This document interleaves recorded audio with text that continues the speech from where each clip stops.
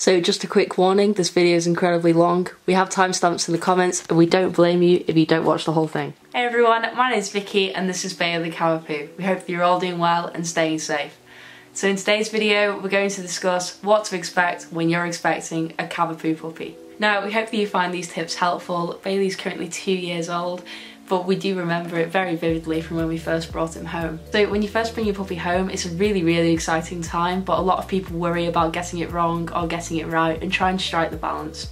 Now, it's a perfectly normal concern to be worried about getting it right or wrong, as the puppy really does become kind of like a child. But I'm here to reassure you that you're not really doing anything wrong and you shouldn't really worry. Just as a disclaimer, we're not dog experts, but we do have a lot of experience that I think will be valid for other people. So I also want to say that if you do have anything that's concerning you about your puppy, then ring up the vet or take them there straight away, as they can give you the best advice.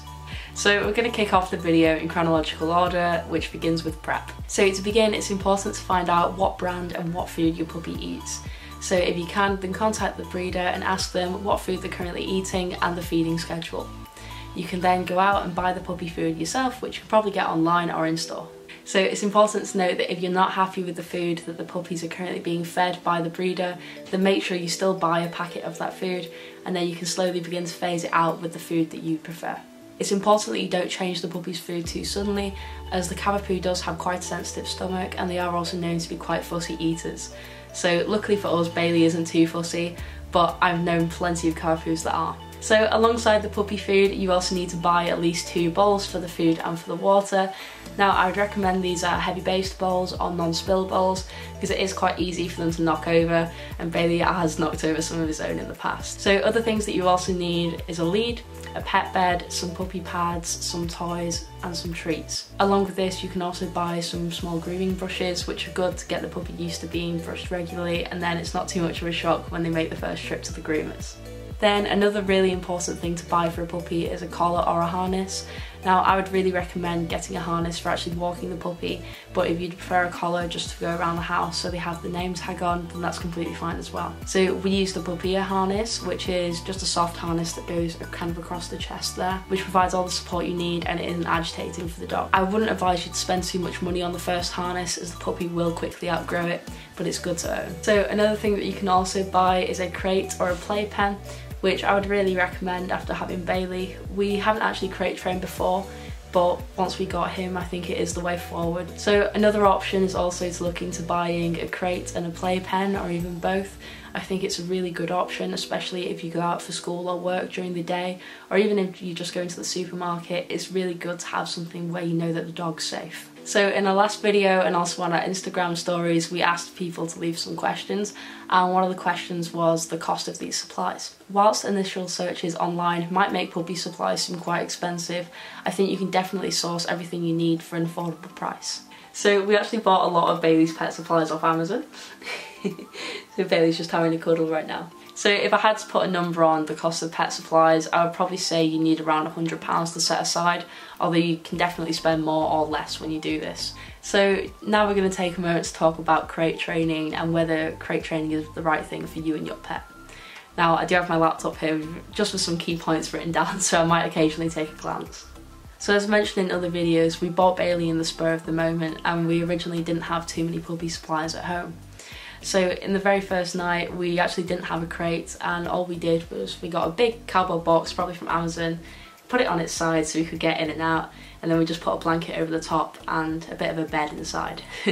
So this is all in kind of like a small room. It's our utility room, so there was nothing on the floor that he'd get to, and we knew that he'd be safe in there. And we just left him in that room with the box, and then we came and got him again in the morning. We then got a crate a couple of days later when me and my mum went shopping, and we saw one in the supermarket, and we thought, why not, we'll give it a go. But before we brought him home, we had no intention to crate train him. So within this, there's a lot of arguments that are for and against the crate, and it's all about what you're comfortable with for you and your dog. So personally, I do think it was a good choice for ourselves and for Bailey, as we have had him babysat a couple of times, and it's good to know that he's in a safe place if we do nip out the house.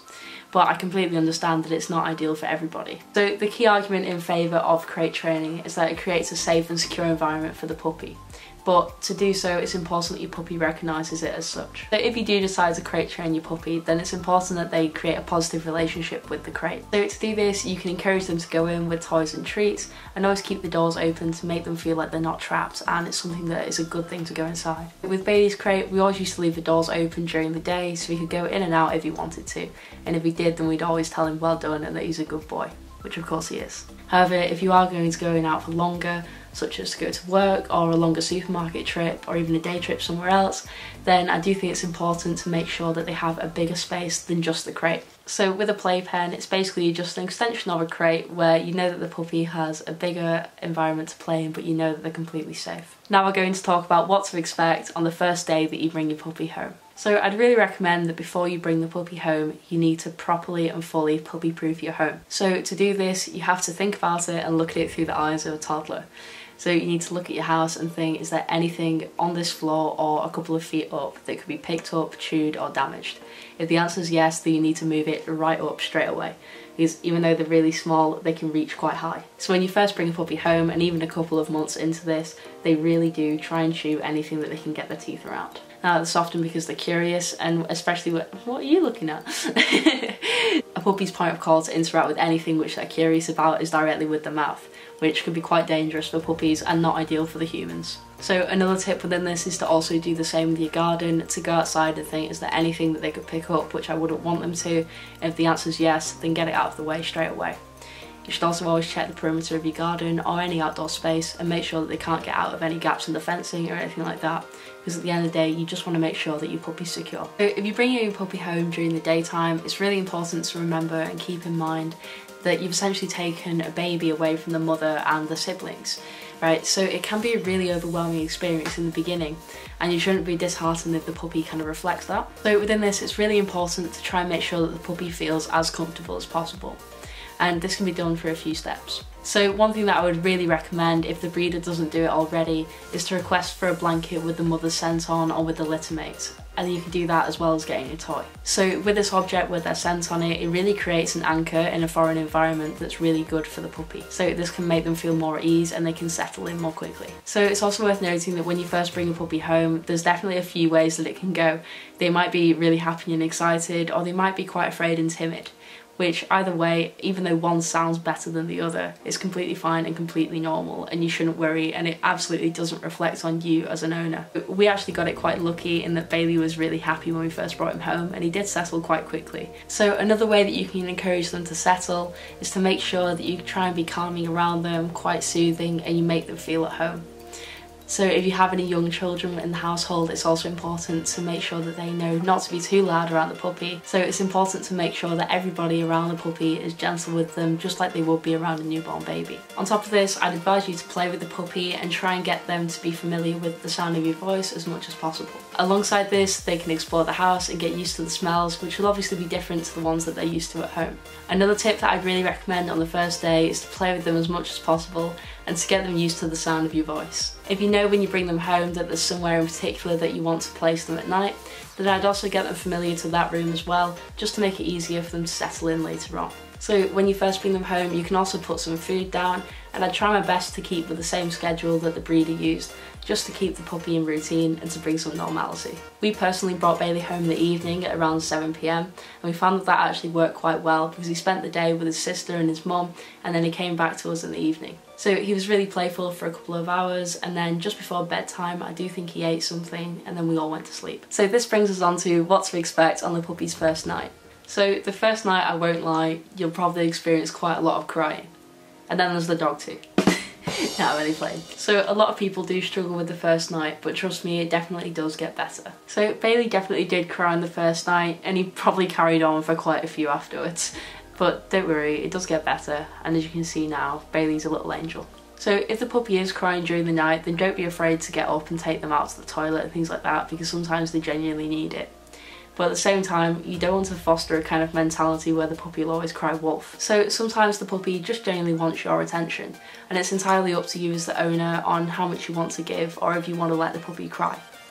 Sometimes it is worth noting as well that if you always pick up the puppy, then you probably are prolonging the phase. Although we chose to keep Bailey's crate downstairs, I've now seen a lot of advice that advises you to keep the crate or the puppy's bed next to your bed, just so that the puppy knows that you're present. And in hindsight, I think this would have probably helped Bailey a lot as well. So if you bring a puppy home, I definitely advise you to try that one. So if you do have the puppy near your bed, then it's good that they know that you're here, and you can always soothe them through the bars of the crate if you have one, or you can always put them back onto their own bed if they try and leave it.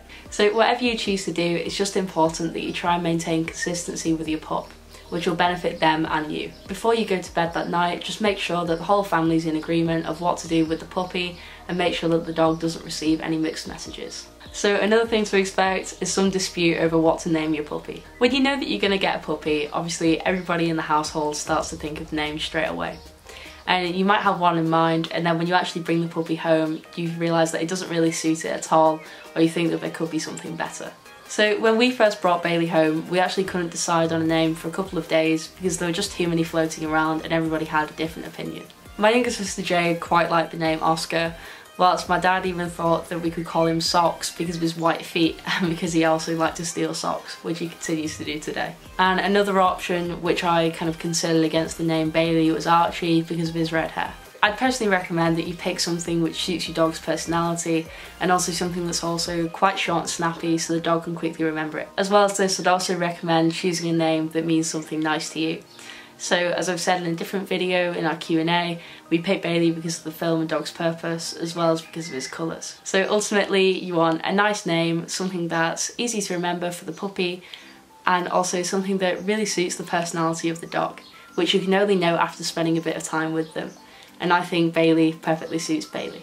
Now we're going to talk about what to expect when you're training your puppy. So in the early weeks when you first bring your puppy home, you want to get a few aspects of the training nailed down. A major focus within this is toilet training and basic commands. So with puppy training, there are 4 things that you need to know and stick to. So the first one is repetition, positive reinforcement, patience, and clarity. Clarity is actually really important because the dog needs to know the command and it needs to be able to pick it out over a bunch of other words. All dogs learn best when they're encouraged and then positively reinforced for good behaviour. So I personally find it really fun to train Bailey, and I know that you will too, as it's a great opportunity to bond with your dog.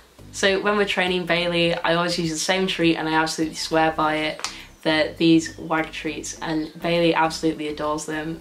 I use them to take all of his photos as well, to get him to look into the camera, and he'll do pretty much any trick I ask him to. The treats are these tiny little bones, and they're chicken, lamb and beef flavour. They're all different flavours, and when I'm training Bailey, I like to just break them in half like that so it's a small taste and he doesn't end up eating too many of them. So one of the most important things anyone wants to get nailed straight away is toilet training. And luckily for us, Bailey actually knew it immediately. I think we had probably about 3 accidents, and from then on he was perfect. So with toilet training, you want to use either newspaper or puppy pads, and you want to put them near the back door or wherever the garden is. And then the key here is that if you see the puppy circling around and they look like they want to do the business, try and pick them up or move them outside straight away, and with any luck they'll do it outside. Now if they do it outside, then you want to praise them immediately and let them know that what they did is good. Once you create that reinforcement, the training becomes really easy. With basic tricks such as teaching them how to sit down, I think that can be done really easily either with treats or toys. So when I taught Bailey how to sit down, I actually had one of his squeak toys and we were just playing in the garden. And then once he kind of sat of his own accord, I then looked at him and I was like, oh, what a good boy, that's called sit, right?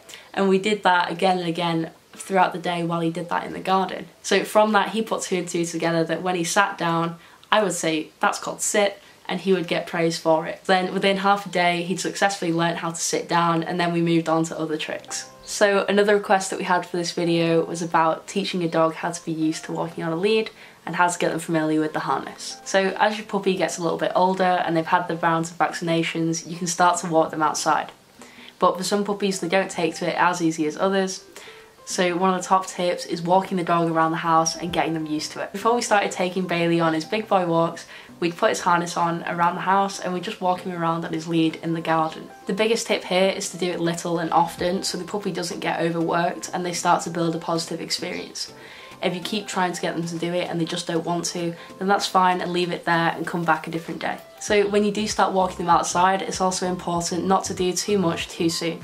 So the Kennel Club offers a good rule of thumb where you do 5 minutes for each month of their age. So this can be done up to twice a day, but it means, for example, if the puppy is 12 weeks old or 3 months, then you take them out for 15-minute walks at a time. So now that Bailey's 2 years old, he absolutely adores a long walk, and once the puppy's fully grown, then you're absolutely fine to walk them for longer distances. So another thing to expect when you're first going on those walks is that you're going to be stopping all the time for the dog to sniff. It might not always want to walk, and sometimes you might even have to pick them up and carry them home. But eventually you'll get to the point where your dog's raring to go and they want to go out and do these long walks. It's all quite personal to the dog themselves. Bailey absolutely loves going on a walk, and as soon as you ask him to get his lead, he gets very, very excited. Another good thing that you can do before you take the dog out on a walk is, if you have any friends that also have dogs, invite them round to the garden and get them to mix, just so that your puppy knows that there's other dogs out there and it's not a bad experience to meet them. So another thing that you can be expecting with a Cavapoo puppy are some lugs and mats in the coat. Now, given that the Cavapoo can have quite a curly or wavy coat, some lugs are quite inevitable with the breed. So when you've had your puppy for a month or two, it might be the right time to take them to the groomers. So before this, I'd recommend that you give the puppy a good brush at home on a regular basis, just to get them familiar to the sensation, because it's not the most pleasant feeling to have someone pulling at your fur. So due to the waves of the fur and the fact that Cavapoos are very minimal shedding dogs, their fur does require quite a bit of maintenance to make sure that it stays unlugged. So there's lots of different brushes and detangling sprays that you can buy for dogs, but I'd actually personally recommend a tangle teaser, which is normally used for human hair, just because it's very good at teasing out any lugs and it causes minimal pain. So after a little while of brushing them at home and getting them used to it, I'd recommend that you book them into the groomers quite early on, and you can give them what's called a puppy groom. So the puppy groom is pretty much a basic procedure that just gets them familiar to the actual grooming parlour, and it can kind of trim the claws and tidy up around the eyes. So following the puppy groom, your groomer will then probably advise you on when to come back for an adult cut. So we've personally always asked for a teddy bear cut for Bailey, which can be either shorter or longer depending on the groomer and also if there's any lugs in the fur. So Bailey's decided to go for a little nap again, quite similar to the Q&A video, but that's fine. So when we send Bailey to the groomers, we always ask for a teddy bear cut, which looks quite cute, and it's basically just a kind of shaping and softening up of the fur around the edges. So they make the legs look very nice and cuddly, and they always kind of tidy up around the eyes so you can see them better, shape the ears, and obviously they take out any lugs. Now if Bailey goes a bit luggier than normal, then obviously the cut becomes closer to the skin, and in the same way that if he isn't luggy, then it comes back a bit longer. For a dog around Bailey's size, I reckon a standard price to pay would probably be around £30, but it could come higher or lower depending on the groomer and kind of what area you're in. I'd guess that Bailey has a groom around 4 times a year, and then we do a bit of maintenance in between. So as you can see, he's looking a little bit shorter today because Jade's actually been cutting his fur. We always like to try and cut out any lugs as they occur if we can't brush them out. And we also like to try and keep him a bit shorter around his eyes. Because one thing that I do notice is that the fur on Bailey's muzzle grows out quite quickly, so I always try and trim those areas just so he can see. We also like to keep his coat shorter in the summer rather than the winter, not just because of heat, but also because it suits our lifestyle more. So in the summer we might take him on more beach days or in the woods where he'll go swimming in the water, whereas in winter he doesn't really go in as often. So it makes it easier for us to keep him clean. So another thing to note about the puppy is that their coat changes over time. When you first bring a puppy home, they're absolutely heavenly soft and it's very lovely, but over time it does gradually phase out. So around 6 months in, you might notice that your puppy's fur feels a bit differently to when you first brought him or her home. And that's completely normal, it's just the adult coat coming in through the puppy fur. As Bailey got a little bit older, I started to notice that some of his fur felt coarser than the rest, and that was just the adult coat. Although I say this, but he's still incredibly soft now. As well as this, your puppy might go lighter with age due to a fading gene in the poodle. So you can definitely expect your puppy to look a bit differently than the colour when you first brought them home. I think Bailey still kept his colour, as you can see in the back, he's still pretty ginger, but he definitely has gone lighter over time. I personally think that Bailey's colour fluctuates slightly with the seasons as well, as he tends to go lighter in the summer when he spends more time in the sun. And then in winter he seems to go darker yet again. So this brings us to the less glamorous aspects of bringing a puppy home. Now on this channel I've always shown Bailey to be an absolute angel, but he definitely has had some moments where he's been a bit less than one. So although he is well behaved most of the time, he has had some challenges, especially in the past. So when Bailey was younger, I think we had kind of 2 main challenges. One was with drinking and one was with eating, but probably not how you would imagine. One quirk of Bailey is that he doesn't really like to drink water of his own accord. The water bowl will be there all day and he won't have a drink. But he does try and find it from other sources. So sometimes when we're upstairs, I can find him sometimes licking the bottom of the shower for some water, and when he's outside, he really likes drinking pools of collected rainwater. Now, when he was a puppy, unfortunately we had some incidents where we find him with his head in the toilet bowl. So this meant that we'd have to have the bathroom doors closed and the toilet lid strictly down at all times. Luckily he started to grow out of that and he is starting to drink out of his bowl more often, but even so he still doesn't do it in the normal way. So another problem that we had, and probably the worst, was that sometimes Bailey would also try and eat his own poo. Now I want to say this because it's full transparency that owning a puppy, whilst it's absolutely brilliant, it also does have some lows. So this just meant that we had to be more careful with him when he went outside. We'd have to try and keep a close eye on him and then intercept before he could do anything naughty. Isn't that right? So from sharing these stories, I hope you understand that it isn't always perfect, and there are some parts that are definitely more on the line of nightmarish, but it definitely does get better. So this brings us on to a part that I get asked about all the time, which is puppy biting and how to stop it. So when you first bring a puppy home, it's really important that you know to expect biting. Now this might happen only a little bit, but it also could happen a lot. So when we brought Bailey home, he definitely was a biter, as obviously puppies are teething and it's just their way of interacting with the world around them. Especially when he'd become more excited during playtime, he would start to bite our fingers and sometimes it could be quite painful. So normally when we play with Bailey, sometimes he'd get a bit too excited and he'd always try and bite our hands while he was teething. Now this isn't really a problem because he was only small, but if you do have young children it can be quite painful and more of a shock to them. So it's really important that you do expect biting, but know that they do grow out of it. And there's multiple ways that you can do to try and stop it. So personally, we would just tell Bailey firmly no and move him away from us when he would bite us too much. Now we didn't really do timeouts for Bailey, although sometimes we did move him outside or away from us. But what we did find to be quite effective for us is if we would yelp in the same way that he would. And another thing that you can do is to try and redirect the energy to a toy when they're biting you, to show you that hands aren't really for biting, but this is okay. They do eventually grow out of it, which is some consolation, but there are other ways that you can speed up the process. And I've seen a lot of people recommend a kind of bitter apple spray that you can put onto objects if they chew them. But also a firm no is probably the best way. I'll link down below a couple of good videos that I've watched that give you tips, especially Zach George, who I swear by. He has some really helpful videos. It's important to try and stay calm and patient with your puppy, as they don't mean to hurt you, they just want to play, and sometimes their gums are really hurting them as well. Another thing that I would also say not to really expect is that a Cavapoo will automatically be a calm breed of dog. So a lot of people told us that a Cavapoo is really calm, especially compared to a Cockapoo. And a lot of the Cavapoos that we met were very calm and well behaved. But when we brought Bailey home, it was kind of a different story. So in the early days when we first brought Bailey home, we'd be up super early in the morning when he would wake up, and then we couldn't always get him back to bed very easily at all. So for at least a couple of hours each day, we would have what are called zoomies, or Bailey's hyper hours or mad hours.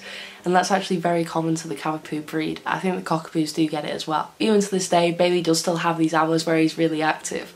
But especially when they're puppies and they're teething, sometimes the biting can really pick up in these hours. So providing that it's not at an ungodly hour, I would probably recommend you to go and take the dog on a walk if they start acting up and doing this hyper hour, just because it does calm them down again and helps them settle. One more thing that I want to add about when you first bring a Cavapoo puppy home is about their temperament. Now I think Cavapoos have an absolutely remarkable temperament, and you can expect a lovely and affectionate dog from day one. We always used to say Bailey was like a little shadow because he loves being by your side, and it's really true because Cavapoos are companion dogs. So they really do like being in your company, and they are really affectionate dogs. So therefore with a Cavapoo you can expect a lot of love. So ultimately when you're bringing your puppy home for the first time, it's an absolutely brilliant experience, but it does have plenty of challenges.